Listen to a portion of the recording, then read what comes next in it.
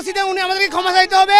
এখন আমাদের ভাইয়ের রক্তের বিনিময়ে যে রক্তটা তারা আমাদের গায়ে থেকে জড়াইছে, ওই রক্তের বিনিময়ে আমরা ওবিসির পদত্যাগ চাই চাই চাই। দেখেন, আমরা শান্তিপূর্ণভাবে যখন অপমান করছে প্রবিসি, আমরা গিয়েছিলাম শুধুমাত্র বলে যে আপনি আমাদেরকে হচ্ছে করেন, কি বলে যে হচ্ছে আমাদের 5 তারিখে আমাদের ভর্তিটা কমার বলার পরে সে হচ্ছে আচ্ছা কাজ করবে, আমরা সাংবাদিক সম্মেলন করি, চলেন সাংবাদিক সম্মেলন বলে দিই। পরে উনি খারাপ ব্যবহার করার ফলে আমরা আইসা বলছি এখানে আন্দোলন করছি, বলছি আইসা মাপ চাইলে আমরা চলে যাবো। 200-300 পোলাপান ছিলাম আমরা সর্বোচ্চ। পরে যখন তাও মানল না, তখন বললাম যে আমরা তাইলে ওর কার্যালয়ে ঘেরাও করবো। পরে সবাই কার্যালয়ে ঘেরাও করার জন্য আমরা আসি নাই, আমরা আসছি যাতে করে ও আইসে কথা বলে, মানে আগায় আসছি একটু।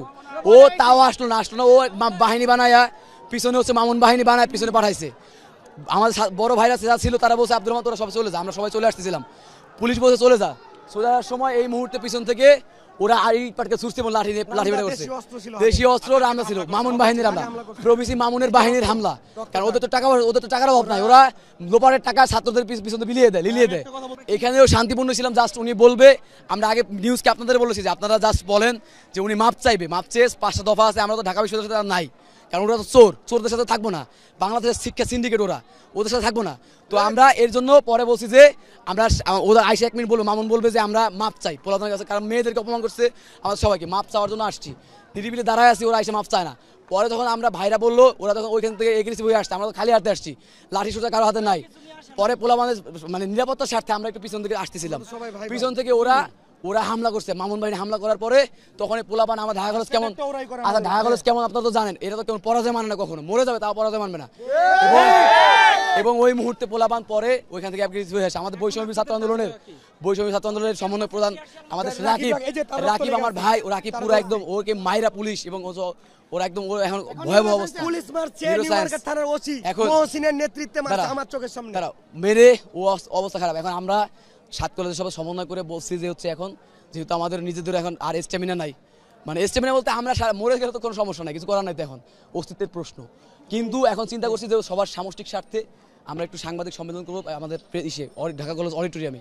এর মাধ্যমে কাল থেকে কঠোর কর্মসূচি ঘোষণা হবে এবং এই প্রবিসি মামুনকে রাষ্ট্রদ্রোহী মামলা দিতে হবে। রাষ্ট্রদ্রোহী মামলা দিয়ে প্রবিসি মামুনকে এখান থেকে বরখাস্ত করতে হবে। বরখাস্ত করে এই 7 কলেজ ঢাকা বিশ্ববিদ্যালয়ের আন্ডারে আর কোনো কার্যক্রম চলবে না। ঢাকা বিশ্ববিদ্যালয়ের একদম সমান যে বিশ্ববিদ্যালয়টি হচ্ছে, ওই বিশ্ববিদ্যালয়টি ঘোষণা দিয়ে আমাদের কার্যক্রম এখানে চালাতে হবে। প্রবিসির পদত্যাগ না হলে আমরা এখান থেকে যাব না। আপনারা জানেন 7 কলেজ ঢাকা বিশ্ববিদ্যালয়ের অধিভুক্ত বাতিলের দাবিতে আমরা দীর্ঘদিন ধরে আন্দোলন করে আসছি। আজকে ঢাকা বিশ্ববিদ্যালয় অধিভুক্ত 7 কলেজের অর্ধশত শিক্ষার্থী প্রবিসির রুমে যায়, সেখানে প্রবিসি তুচ্ছ তাচ্ছিল্য করে আমাদেরকে বের করে দেয়। পক্ষান্তরে আমরা কি করলাম, প্রবিসির পদত্যাগের দাবিতে তিনি যেন আমাদের ক্ষমা চাই এই বিবৃতি দেয়। এই জন্য আমরা ঢাকা গণতন্ত্র মুক্তিকরণ গেটে অবস্থান নিই। পরবর্তীতে পুলিশ এবং ঢাবির সন্ত্রাসীরা যারা ছাত্রলীগের গুন্ডারা আমাদের ওপর অতর্কিতভাবে হামলা চালায়, এটা সে হামলা চালাইছে নিউমার্কেট থানার ওসির পরিপ্রেক্ষিতে। ঘটনা হলো আসলে আমাদের ছাত্র প্রতিনিধিরা ঢাকা বিশ্ববিদ্যালয়ের প্রবিসির সাথে সাক্ষাৎ করতে গিয়েছিল, আমাদের এই যে ঢাকা ইউনিভার্সিটি থেকে আলাদা হয়ে স্বতন্ত্র একটা বিশ্ববিদ্যালয়ের দাবিতে। কিন্তু ওইখানে যাওয়ার পরে প্রবিসি অসৌজন্যমূলক আচরণ আমাদের সাথে করে, আমাদের নিজ নেতৃবৃন্দের সাথে করে। তখন থেকে ওইখান থেকে বেরিয়ে এসে আমরা নীলক্ষেত মোড়ে এবং সায়েন্স ল্যাব মোড়ে শান্তিপূর্ণ আন্দোলন করি।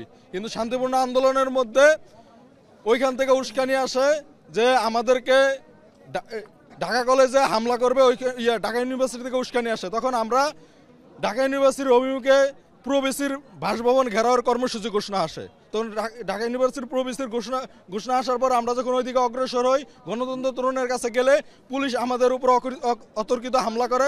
পুলিশের পাশাপাশি ঢাকা বিশ্ববিদ্যালয় থেকে আমাদের উপরে হামলা করে। আমাদের অসংখ্য নেতাকর্মী, আমাদের অসংখ্য সাধারণ শিক্ষার্থী আহত হয়েছে। আহতের পরিমাণটা 50 থেকে 60 জনের কম হবে না। এর মধ্যে আপনারা সায়েন্স ল্যাবে সেখানে অবরোধ কর্মসূচি বা অবস্থান কর্মসূচি পালন করছিলেন, হঠাৎ আবার এদিকে আসা হলো কেন? আমরা চাচ্ছিলাম যে সুস্থ একটা সমাজ, আমরা নিরস্ত্রভাবে ঢাকা বিশ্ববিদ্যালয়ে বিসি অভিমুখে রওনা হচ্ছি আমরা সুস্থতার জন্য, কিন্তু দেখা গেল তারা কি পুলিশ পেটু ছাত্রলীগের মতো শুরু করছে। তাদের ছাত্রলীগকে আগে পুলিশ অস্ত্র দিয়ে সহায়তা করতো, শেল্টার দিচ্ছে টিয়ার শেল, আমাদের উপরে তারা টিয়ার শেল মারা শুরু করছে। আমাদের সমন্বয়ক রাকিব উনি আইসিইউর মধ্যে আছে, 50 জনের মতো পপুলার মেডিকেলে ভর্তি আছে।